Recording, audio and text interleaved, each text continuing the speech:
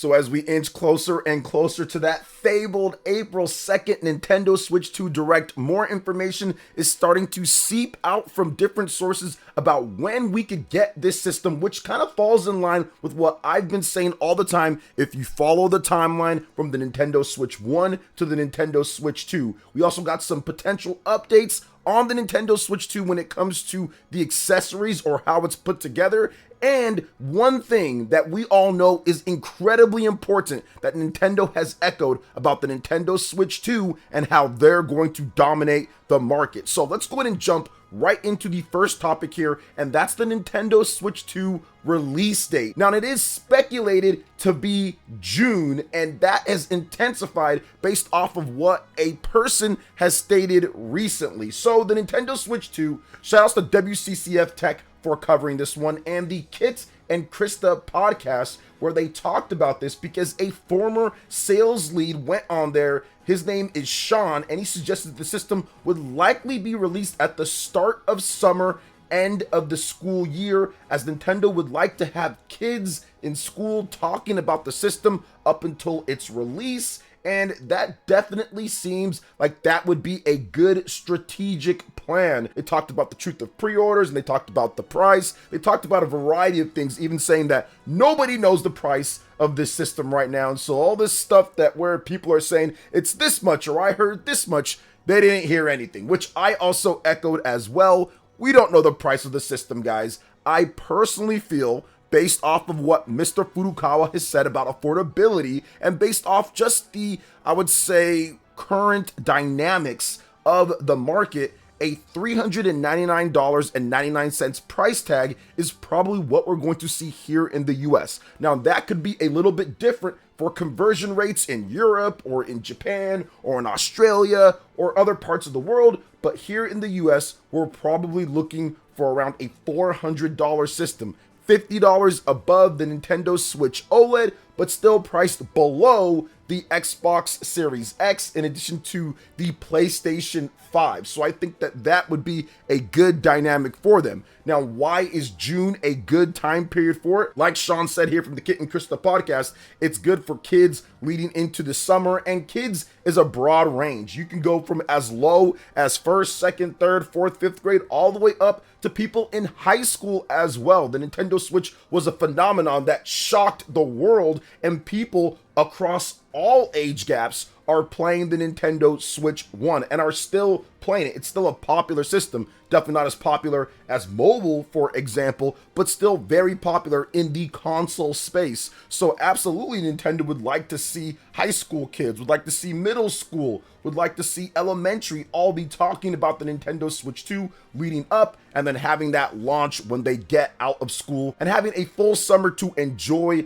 the system. So I absolutely see that happening when it comes to the Nintendo Switch 2, and I feel that June was the release window or area that I said it could be because of the Switch 1. If you look at that system, when they first revealed it in October to the blowout in January of 2017, then the launch in March, that was about a 5-6 month window, and they're doing the exact same thing here with the January reveal of the Nintendo Switch 2, and now we're having the April 2nd blowout of information 2 months later would be the exact same timeline that the Nintendo Switch 1 has followed, and it's followed that same timeline up until this point. So yes, I do think June would be a fantastic time to release this system, and it's going to be happening. But what else would be fantastic is if the people that are not subscribed to this channel that watch and enjoy it, you guys hit that subscribe button. So please, if you're not subscribed, hit that subscribe button, hit that like button, and click that notification bell to get my Nintendo Switch 2 videos as soon as they drop, because we're dropping a lot of heat on the channel when it comes to Nintendo Switch 2. Now let's go ahead and jump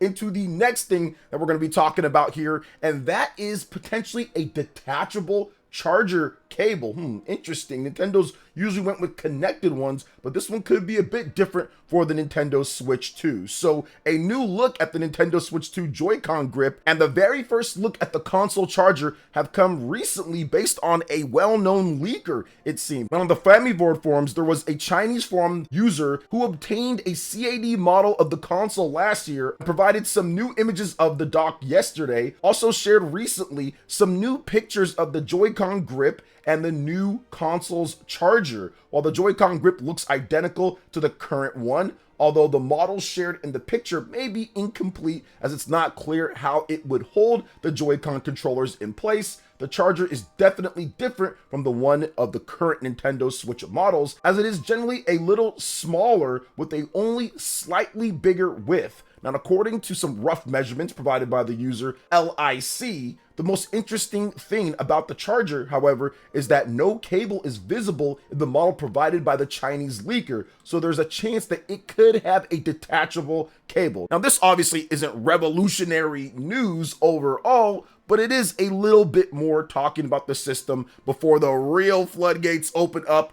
on April 2nd, which I'm obviously going to be covering 100% right here on PlayerEssence. So make sure you lock in, because we're going to be locking in for that. And yeah, I think that there's going to be a number of different and small little design choices and things that they change up with the Nintendo Switch 2 based on the system probably drawing a bit more power, based on the system's dynamics or ergonomics overall, based on the system just there's always things that you change up. Nintendo has sometimes kind of used the same form factor for chargers or cables and certain things like that, but sometimes you do have to switch it up based on your hardware, based off what you're using, power draw, different things. So that could be the case. Now remember, we don't know 100% that this is the case so far, but the guy apparently got the dock and other stuff that he leaked beforehand that turned out to be accurate. So this could be the same thing as well. And it's just interesting. There's going to be little bits of information leading up to the launch. We heard about apparently black market Nintendo Switch 2 systems going for 40 to 60K. So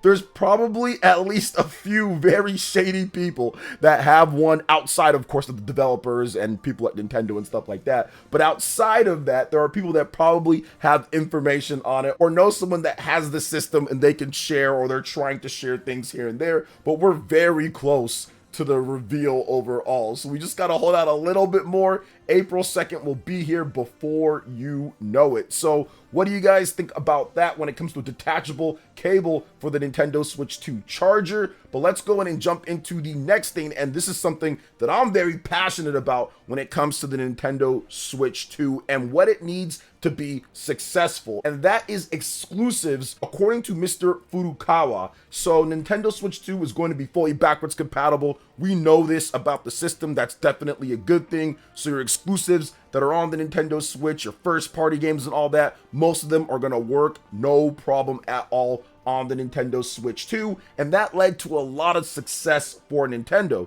Now, Nintendo's CEO Shuntaro Furukawa recently talked about that in the quarterly earnings report, and I did not discuss this, so I wanted to get into what he had to say here. Quote, "We have already announced Pokemon Legends ZA and Metroid Prime 4 Beyond for Nintendo Switch in 2025. We will continue developing Nintendo Switch titles, but launching exclusive games for Nintendo Switch 2 is essential for its success. However, we aim to ensure a smooth transition between the two platforms." So this does tell us that Nintendo is looking to convert the people that have the Nintendo Switch to the Nintendo Switch 2 very smoothly. Hey, look, you have X, Y, or Z type of game. You can play that on here. Those exclusives that you know and love, those are going to be available. But we're also going to continue to have new games when it comes to exclusives to entice people to pick up the system. And there's been a lot of talk about how important exclusives are or not. You see some people saying, well, it's not as important anymore. We're in the live service, we're in the service type of age where stuff like Game Pass and other type of services are taking over, not just in gaming, but in just overall media with Netflix and other things like that. But then you also have traditionalists like the PlayStation fans or Nintendo fans that say, no, you need that first party exclusive content in order to really drive, I would say, enthusiasm, sales, and more to the system. And I'm kind of more on that side overall. Now, don't get me wrong. If a company decides that they don't want to do exclusives and they want to put their games on everywhere, that's up to them. I'm not going to sit here and throw a temper tantrum that's Nintendo in the future. If they say, hey, look, the best bet for us is to make games on all platforms, and that's what we're going to do, that's their decision. They can do it. You don't have to agree with it, but that's what they want to do, and you can still play the games if you have whatever platform that they're going to support. So it's not like I'm some type of hardcore, it has to be exclusives no matter what, or I'm not gonna game. Nah, it's not it at all. I just feel that based off of the evidence that we do have, exclusives do a big part into actually selling a system. If you look at what PlayStation, Xbox, and Nintendo has done this generation, PlayStation has had a bit more, I would say, content that would be exclusive or games that they try to snap up over what Xbox has done, and PlayStation is doing better. Now, there's other factors that play a part into that. Microsoft has had a lot of, I would say, trouble sometimes getting their exclusives out. There was one year where they had no first-party games. I think back in 2022, they had to delay Redfall and delay Starfield, so that was definitely a huge blow. They had to delay the original Halo Infinite as well, so delaying games and not having first party can absolutely sink your system, in my opinion. And Nintendo has thrived literally since the beginning when they started making the NES when it comes to the modern console market. Now, they were there before that, but they've thrived when it comes to the modern console market on having exclusives, having Mario, Zelda, Pokemon, and more when it comes down to it. And the Nintendo Switch was sold on that. Yes, they had third-party games, and those third-party games did great, but the best and biggest selling games that attract people to the platform are those first-party games. And you're going to need that in droves on the Nintendo Switch 2 if you want it to have the success that the Nintendo Switch had. Now, obviously, Nintendo's going to be going up against it because games are going to take longer to develop. Games are going to need more graphical detail. They're going to need more work and optimization. They're going to need a lot of different things because the bump up in power is pretty dramatic here from what we've seen. But I do think that Nintendo is going to balance that better than what we saw with Microsoft and Sony, where you're seeing big delays for games, you're seeing a lot of cancellations of live service games and stuff that's not working for them. You're seeing a lot of issues with bigger games because they're just so complex and there's so many people working on them and people expect so much for graphics that it is creating, I would say, a little bit of a mini crash overall where the industry isn't growing. But I do think that there's an opportunity here for Nintendo with their first party titles, with what they can do to kind of bridge the gap of, okay, we're not going to go all out, all crazy on development budgets and stuff for our games just because we have hardware that can supply that now at this point, but we are going to find a happy medium where, yes, it's going to look good, it's going to run good, it's going to run better than what we need to have, because the Nintendo Switch 1 had some issues overall, even with first party titles, but we're not going to blow out the bank when it comes to every single thing. So we can keep a good medium between having great games, having a consistent flow, and then also having some technical prowess with their games as well. We need better balance when it comes down to it, because right now with Microsoft and Sony, it's a little bit off whack, and with Nintendo, it's a little bit reserved because they're using technology with their chip from 2015, so it's a little bit off center right now. And I think that the Nintendo Switch 2 can balance that out, and we're starting to see other companies realize that, hey, we can also balance that out a little bit better, so we're not breaking the bank on every single game that we're funding to make, and if it flops or if it fails, we are out of luck. So I do think that Switch 2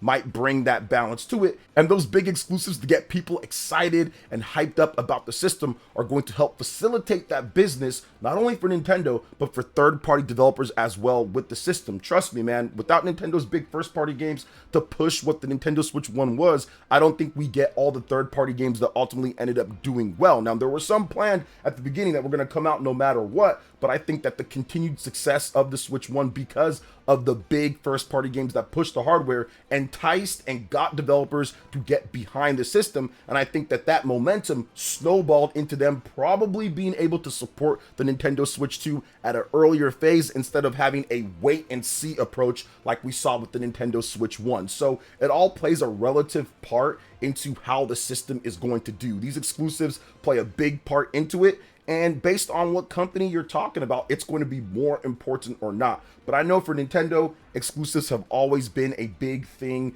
for decades at this point. Mr. Shuntaro Furukawa, he understands this more than anyone. He's more of a straight line business guy. He's not really much for theatrics or other things like that. So he's going to get down to business. He's going to cut off a lot of the fat when it comes to other things and making it. And that does, I would say, rub people the wrong way, maybe with some of the more lighthearted stuff that you would want to see. But overall, they're going to go through and make sure that they're efficient with the Nintendo Switch 2 and getting out fun games for people to play. And at the end of the day, that's what's important. We all are here to play fantastic games. Fantastic exclusives help push that. They can really focus in on one system and get that done. So we'll see how it all works out. But yeah, man, exclusives are important, at least for right now. Maybe in the future it'll be different. But what do you guys think overall about all the Nintendo Switch 2 information and discussion that we had? Let me know in the comment section below. All right, guys, that wraps it up for this video here. Thank you so much for watching. I do appreciate it. Please make sure you hit that like button, subscribe if you're someone new, click that notification bell, and check out my other Nintendo Switch 2 RPG content and more right here on screen. Thanks for watching. We'll catch you guys for the next one. Peace.